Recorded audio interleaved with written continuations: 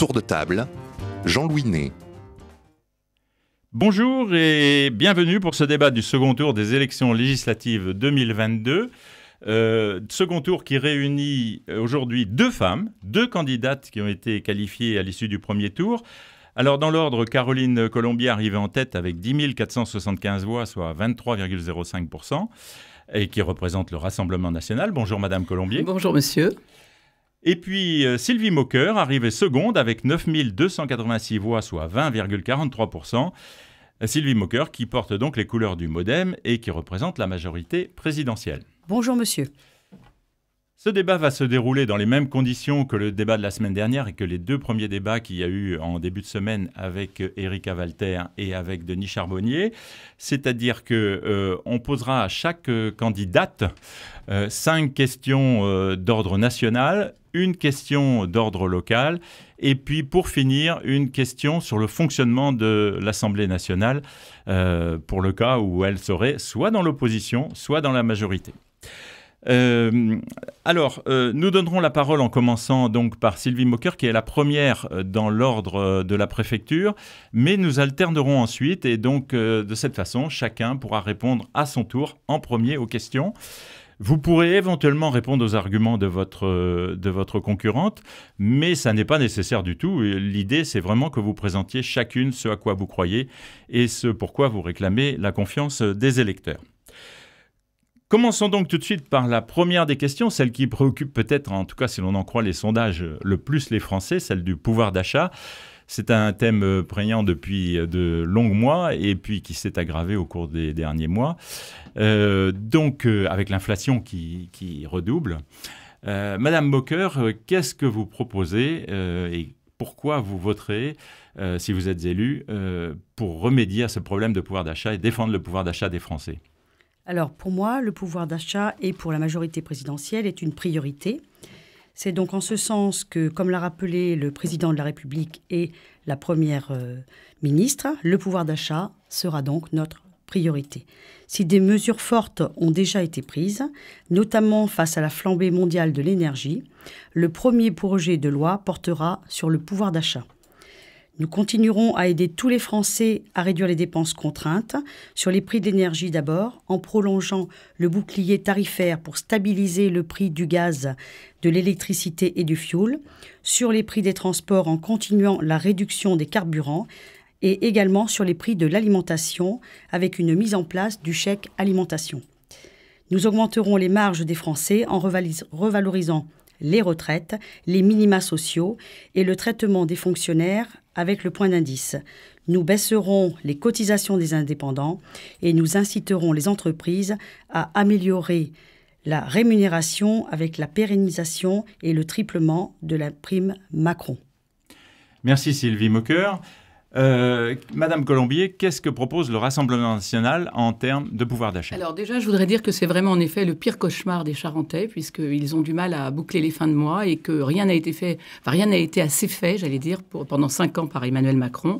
Et depuis qu'il a été élu, rien n'a été fait non plus. Je ne sais pas pourquoi il attend l'Assemblée à venir. Nos propositions permettraient de rendre 200 € par mois aux ménages français. Donc les principales mesures, c'est déjà une baisse de la TVA de 20% à 5,5% sur les carburants et sur l'énergie, c'est-à-dire le fioul, l'électricité, le gaz. Ensuite, il y a la baisse des péages en renationalisant les autoroutes. On redonnerait une pleine part fiscale aux veufs et aux veuves, c'est quand même très important, ça pourrait leur donner 500 € de plus. Une demi-part fiscale qui serait donnée au deuxième enfant, dès le deuxième enfant, une part fiscale complète, réindexation des retraites, puisque depuis 4 ans, elles n'ont pas été réindexées par Emmanuel Macron, et bien sûr, inciter les entreprises à augmenter les salaires de 10% de tous les salariés jusqu'à 3 fois le SMIC, avec des exonérations de charges sociales. Voilà, ce sont les principales mesures. Après, bien sûr, il y en a d'autres, comme la revalorisation de l'apprentissage. Enfin, tout ça, c'est pour vraiment, il y a beaucoup de mesures pour redonner du pouvoir d'achat, car on le voit sur le terrain que les Charentais et les Charentaises ont besoin de ce souffle d'air. Alors, je vois que vous avez toutes les deux une longue liste de mesures. Vous aurez du travail. Si vous êtes à l'Assemblée nationale, il y aura de nombreux textes à voter. Alors, il y a un deuxième sujet qui est très important et qui nous a beaucoup marqué au cours des 3 dernières années. C'est la santé, bien sûr, qui a été mise en lumière avec la crise du Covid. Puisqu'on alterne, c'est vous qui allez répondre en premier, Madame Colombier. Donc, quelles mesures propose le Rassemblement national concernant la politique de santé, notamment la politique hospitalière, les déserts médicaux, etc.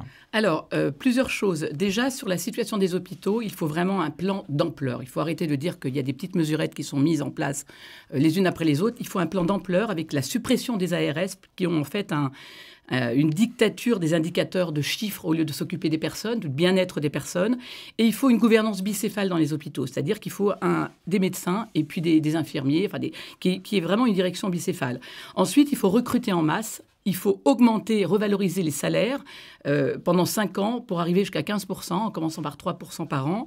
Il faut fixer à 10% les postes administratifs et il faut bien sûr faire un moratoire car il y a eu 5700 lits en 2020 de fermés. Donc c'est absolument impensable. Il faut que les infirmières et les médecins aient plus de vitalité. Les urgences, vous voyez qu'en ce moment il y a beaucoup de problèmes. Donc là aussi, il y a un recours excessif, il faut rééquilibrer. Les déserts médicaux, on a quand même 7,4 millions de Français qui vivent dans des déserts médicaux et une grosse partie en Charente, très clairement. Donc il faut des incitations financières, il faut augmenter les infrastructures des services publics, avoir plus de médecins, il faut accroître le temps médical, peut-être par l'élargissement des tâches à d'autres métiers comme les infirmières, les sages-femmes. Voilà. Et puis, pour les EHPAD, que je ne veux pas oublier, juste pour finir, je pense qu'il faut absolument s'occuper de nos personnes âgées, dépendantes. Il faut accroître la présence du personnel médical, et là aussi, qu'il y ait 24 heures sur 24 un médecin et une infirmière, et rendre l'autonomie de décision aux médecins.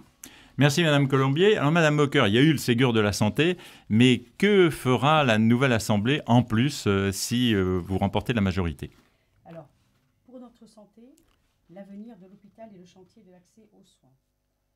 Nous allons aider les médecins de ville, ruraux et les dentistes pour qu'ils puissent prendre davantage de patients, tels des assistants médicaux pour tous, des infirmiers salariés subventionnés par des zones moins dotées. S'appuyer sur tous nos professionnels de santé, pouvoir désigner un pharmacien, un infirmier référent, renouvellement d'ordonnances, conseils, etc. Possibilité pour les pharmacies et les infirmiers de réaliser des actes protocolisés quotidiens, tels un dépistage, une cystique, etc. Assumer un renfort massif dans les déserts médicaux, permanence ponctuelle dans les territoires les moins dotés, téléexpertise et téléconsultation, 4e année d'internat pour les médecins généralistes, régulation de l'installation, améliorer l'accès aux soins en urgence, participation plus large aux gardes et astreintes, un numéro unique dans les 48 heures si besoin, miser sur l'intelligence collective et donner plus de souplesse au terrain, liberté donnée aux soignants, au sein des services hospitaliers ou maisons de santé pluriprofessionnelles, choc de simplification à l'hôpital, des assistants médicaux dans les services, suppression de toutes ces tâches administratives inutiles et un renforcement du service et de la gouvernance médicale. Et bien sûr, rémunérer mieux tous nos agents du service médical. Alors, Madame Moqueur, je vous prie de nous excuser, on a eu un tout petit problème de son au début de votre intervention. Est-ce que vous pouvez nous redire les 2 ou 3 premières phrases de votre intervention ? Oui, tout à fait. Je vous écoute. Il m'a semblé que j'avais entendu que je ne m'entendais plus. Voilà. Donc, je disais au démarrage, aider les médecins de ville et les dentistes pour qu'ils puissent prendre davantage de patients, des assistants médicaux pour tous, des infirmiers salariés subventionnés dans les zones moins dotées, s'appuyer sur tous nos professionnels de santé, pouvoir désigner un pharmacien, un infirmier référent, renouvellement par exemple d'une ordonnance, possibilité pour les pharmacies et les infirmiers de réaliser des actes du quotidien. Donc là, je crois qu'on a repris le son à ce moment-là. Donc là, c'est tout ce que qu'on n'avait pas entendu concernait la médecine de proximité. Ok, merci. Alors donc, après la santé, un autre sujet qui fait beaucoup parler et qui inquiète beaucoup les Français, c'est celui de l'éducation. On connaît les classements mondiaux où la France dégringole régulièrement pas depuis le quinquennat de M. Macron, mais depuis longtemps. Et donc, Madame Moqueur, qu'est-ce que vous proposez comme nouvelles mesures pour essayer de reconquérir ce domaine essentiel qu'est l'éducation de nos jeunes ? Alors, pour nos enfants, donc pour former des citoyens, faire s'épanouir les enfants et les préparer au métier de demain, il faut poursuivre la transformation de notre système scolaire. Nous associerons l'ensemble des parties prenantes, enseignants, équipes éducatives et administratives, parents d'élèves, élus, associations, et ceci dans toutes les académies. Donc des leviers, un nouveau pacte pour les enseignants, le remplacement des professeurs absents, car nous devons à nos élèves et à leurs parents l'intégralité des heures d'enseignement, un suivi plus individualisé des élèves, un rapprochement entre famille et école pour travailler ensemble à l'éducation des enfants, augmenter bien évidemment la rémunération de nos enseignants. Ensuite, plus de liberté dans nos établissements, valoriser l'aspect du terrain, plus de transparence, plus de liberté implique plus d'évaluation et plus de transparence, des actions conduites pour la réussite des élèves dans le cadre des projets d'école et d'établissement. Cette évaluation doit également permettre de faire connaître des bonnes pratiques et mieux accompagner les écoles et les établissements qui ont des difficultés. Merci beaucoup. Madame Colombier, sur l'éducation, que propose le Rassemblement national? Alors, le Rassemblement national propose pense que l'éducation doit être un devoir, l'excellence dans l'éducation doit être un devoir. Il faut que les enfants puissent apprendre en première chose à lire, à écrire et à compter, et on est loin du compte. Il faut une reprise en main disciplinaire, parce qu'on laisse tout faire, mettre le chahut dans les classes. Il faut exclure les communautarismes dans les écoles. Il faut arrêter le laxisme permanent et punir les élèves qui ne veulent pas, qui perturbent les classes. S'il y a un manque d'assiduité, nous sommes pour la suppression des allocations familiales, des familles qui mettent le fouillis.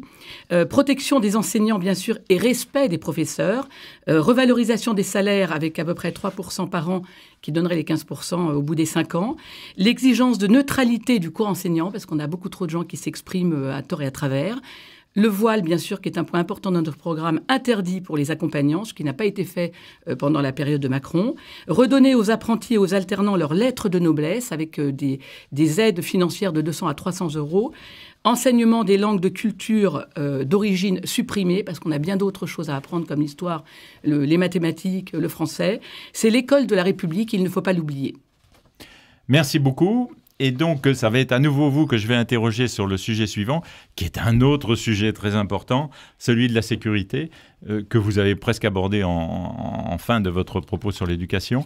Que propose donc le Rassemblement national concernant la sécurité ? Alors, de très nombreuses mesures, donc je ne vais pas vous toutes les énumérer, bien sûr, ce serait fastidieux, mais ce qu'il faut surtout souligner, c'est que la police fait un extraordinaire travail, remarquable, dans des conditions qui sont déplorables, aussi bien pour ce qu'ils ont comme matériel que dans la façon dont ils sont traités.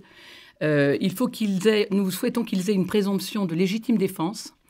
D'autre part, la réponse pénale n'est pas à la hauteur, n'a pas été à la hauteur, puisque souvent les personnes sont arrêtées et relâchées quasiment immédiatement ou ne vont pas en prison car il y a des consignes du garde des Sceaux, du Dupond-Moretti pour les laisser partir parce qu'il n'y a pas assez de place dans les prisons. Et donc c'est un très très mauvais exemple. Les places de prison promises, il devait y en avoir 15 000 pendant le quinquennat. 0 place construite. Donc, nous en construirons. Plus de magistrats, il n'y en a toujours pas assez. On ne veut plus qu'on soit privilégié les solutions alternatives pour les peines. Les peines doivent être effectuées. Il faut, donc, nous créerions 40 000 places de prison. Expulsion des délinquants et des criminels étrangers. Ça fera de la place pour les autres, malheureusement. Rétablir les peines planchées. La perpétuité réelle qui soit de mise. Il n'y a plus d'aménagement de peine pour qui que ce soit. Et bien sûr, le but final, c'est de rétablir la sécurité pour tous et partout. On se rend compte qu'en Charente, même dans les campagnes, les personnes sont inquiètes parce qu'il y a des cambriolages, des agressions physiques, verbales. Donc, il faut aider les Charentais et les Charentaises. Et moi, je serai à fond sur ce sujet-là. Très bien, merci beaucoup. Madame Bocqueur, en termes de sécurité, que va faire l'équipe de M. Macron, dont vous ferez partie, si vous êtes élu? Oui, donc la sécurité du quotidien, on développera 200 nouvelles brigades de gendarmerie. Donc achever le doublement de la présence des forces de l'ordre sur la voie publique et le déploiement donc de ces 200 nouvelles brigades pour plus de gendarmes en milieu rural. Sur le terrain, ces 200 brigades seront nouvellement créées sous la forme d'implantations nouvelles ou de brigades mobiles. Les brigades mobiles constituent, pour les gendarmes, à aller vers les citoyens, notamment ceux qui sont les moins enclins à se déplacer dans une brigade de gendarmerie, tels les jeunes, les victimes de violences intrafamiliales, les personnes âgées, les gens isolés. Ces unités seront équipées de postes mobiles avancés, par exemple, des véhicules de grande capacité qui permettront, grâce aux outils numériques de mobilité, tablettes, néo, ordinateurs portables, d'apporter des réponses aux citoyens. Au plus près de nos citoyens, les départements ayant expérimenté ces nouvelles brigades ont publicité ce dispositif qui rapproche donc les gendarmes de la population dans les territoires où l'empreinte des services publics est faible ou insuffisante, et donc c'est renforcer la sécurité de tous en milieu rural ou en centre-ville, grande ville, toutes les villes de la nation, et donc sécurité pour tous. Alors voilà donc 4 thèmes qu'on vient d'aborder qui sont des termes à très très court terme. Il y a un autre terme, un autre débat et un autre enjeu qui est lui aussi à court terme mais aussi à très long terme. C'est la question du développement durable. Madame Mocker, que va faire la nouvelle majorité dont vous ferez partie si vous êtes élue pour le développement durable ? Alors tout d'abord, le développement durable est une conception du développement qui s'inscrit dans une perspective à long terme et en intégrant des contraintes écologiques, sociales et sociales à l'économie. La notion du développement durable, donc, a 3 piliers. Ces 3 dimensions sont celles de l'activité humaine, 3 enjeux pour l'homme et sa survie sur la planète, 3 piliers, aspect social, aspect économique et aspect environnemental. Pour cela, construction de nouveaux réacteurs nucléaires et développement des énergies renouvelables. 700 000 logements ont été rénovés chaque année pour réduire factures et protéger notre planète. Une offre de location longue durée de véhicules électriques avec un forfait à moins de 100 € par mois, car aujourd'hui le prix de l'essence qui ne fait qu'augmenter, même s'il est bloqué pour l'instant, et on va bien sûr le bloquer jusqu'à la fin de l'année, on essaye de tout bloquer ces prix. Je pense qu'aujourd'hui, se déplacer seulement pour travailler comme un actif normal, cela dépend aussi beaucoup du carburant. Et aujourd'hui, hier, on mettait de l'essence dans nos voitures 100 €. Aujourd'hui, on en met 200 à la pompe. De plus en plus cher. Merci beaucoup.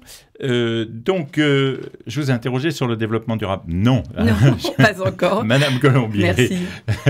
Alors, déjà, c'est vrai qu'il y a un point que je voulais aborder d'abord, c'est la mobilité, parce que ça fait partie aussi du développement durable. Il faut que les personnes soient accompagnées. Il ne suffit pas de dire demain, tout doit être électrique, tout doit être comme ça, comme si. Je pense aussi aux agriculteurs. Il faut donner le temps au temps et que les gens ne soient pas pris à la gorge en leur demandant de changer leur chaudière de fioul alors qu'ils n'ont pas les moyens de la changer. C'est pareil pour la mobilité, qui fait partie du développement durable.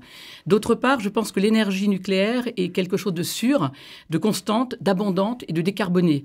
Donc, nous sommes pour en effet la mise en place de nouveaux EPR. Depuis longtemps, Marine Le Pen défend ce programme que je défends également. Nous sommes contre les éoliennes qui, pour nous, sont une véritable catastrophe écologiste. Et ça, je défendrai les Charentais là-dessus. C'est une catastrophe écologique sur le paysage, sur la santé, sur l'écosystème. Et il faut empêcher les maires de prendre des décisions seuls, sans se mettre en concertation avec les habitants de la commune. Et c'est ce qui arrive souvent. Il faut construire donc de nouveaux EPR pour consolider le savoir-faire de notre industrie, qui est parfaitement capable de le faire. Et puis, j'ajouterai comme dernier point, même s'il y en a d'autres, le localisme, entre autres pour nos agriculteurs, parce qu'il faut que nous arrivions à vivre avec les produits de nos agriculteurs au plus près de chez soi. Donc ça fait partie aussi du développement durable, et nous nous appliquerons, en tout cas moi je m'appliquerai comme députée à défendre cela et à défendre tout ce qui va dans ce sens sur le territoire de la Charente. Alors, au plus près de chez soi, vous me donnez la liaison avec la question suivante, puisqu'on va venir maintenant aux préoccupations locales, même si je rappelle que les députés sont des élus nationaux et qui votent les lois, mais vous êtes les représentants d'un territoire.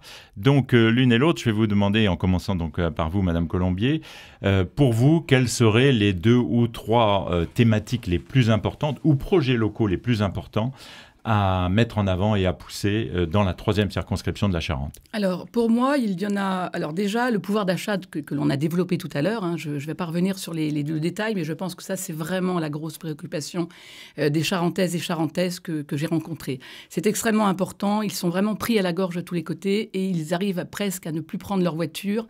Ils ont des problèmes de transport, donc il faut aussi... arrêter cette désertification des centres-bourgs. Donc, il faut travailler là-dessus. Et puis, je dirais qu'un autre sujet qui est extrêmement important, c'est nos agriculteurs. Le problème des bassines. Ils ont besoin d'eau. On ne peut pas leur imposer non plus des normes qui, à l'échelle européenne, sont plus favorables à l'importation, aux pays autour, que dans le nôtre.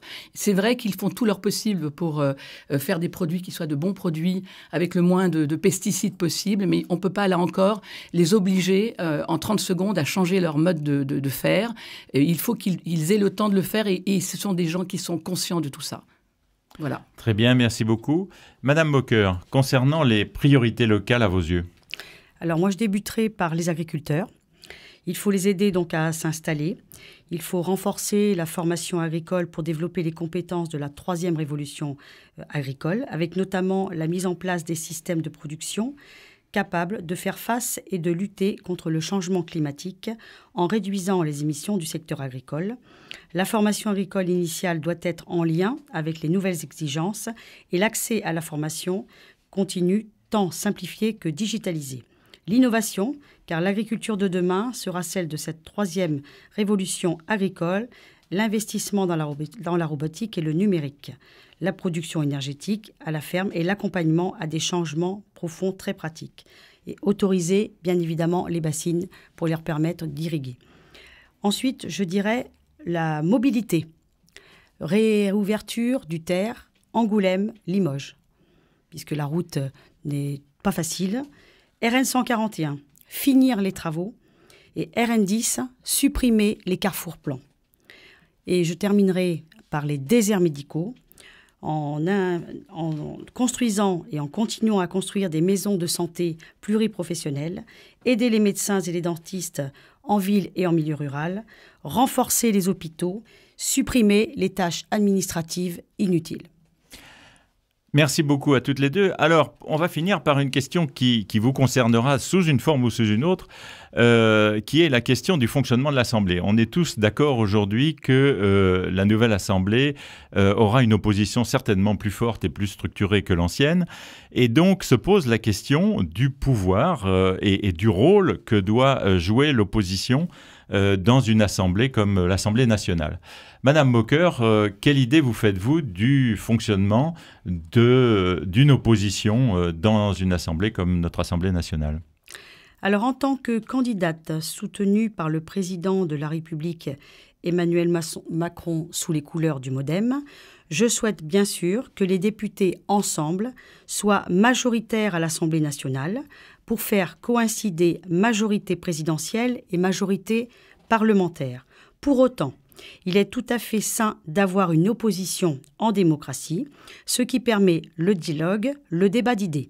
À l'Assemblée nationale, l'opposition a sa place, que ce soit en temps de parole ou pour faire des propositions de loi. Pour ma part, je veillerai naturellement à représenter l'ensemble des Charentais de la 3e circonscription, quel que soit leur vote à l'Assemblée nationale.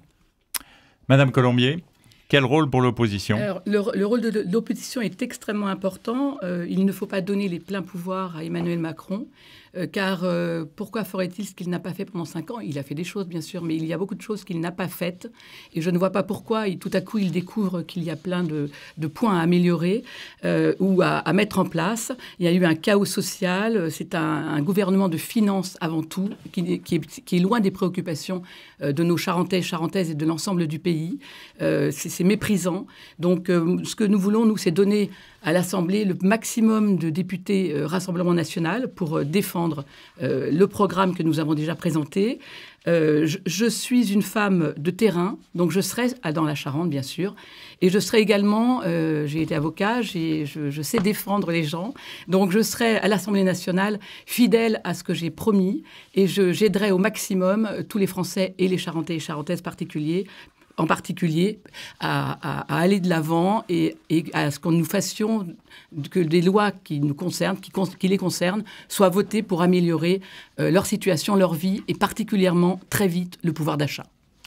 Merci à vous deux. Je voudrais en profiter pour dire que, à l'issue de ces 2 débats, moi j'ai noté que dans la 3e circonscription, les 13 candidats qui étaient en lice se sont tous respectés, tout en affichant chacun très fortement leurs idées, ce qui est bien normal puisqu'il s'agit d'un débat démocratique. Et donc je voulais saluer ça. C'est pas, on peut se respecter tout en s'opposant. Merci donc à vous deux pour l'avoir fait. Je remercie également Samy Gerben qui est aujourd'hui derrière les caméras et puis les jeunes stagiaires de RCF qui, sous la direction de Fabrice François, sont derrière les micros. Je rappelle à nos auditeurs qu'ils pourront réécouter cette émission autant qu'ils le veulent sur nos antennes, sur nos sites internet rcf.fr et rcfcharente.fr, ainsi qu'en vidéo sur notre chaîne de web télé télé16.org et puis sur notre partenaire La 16. Et enfin, ils pourront la réécouter en soirée sur notre radio sœur associative Attitude. Merci à tous. Bon vote dimanche. Merci. Merci à tous.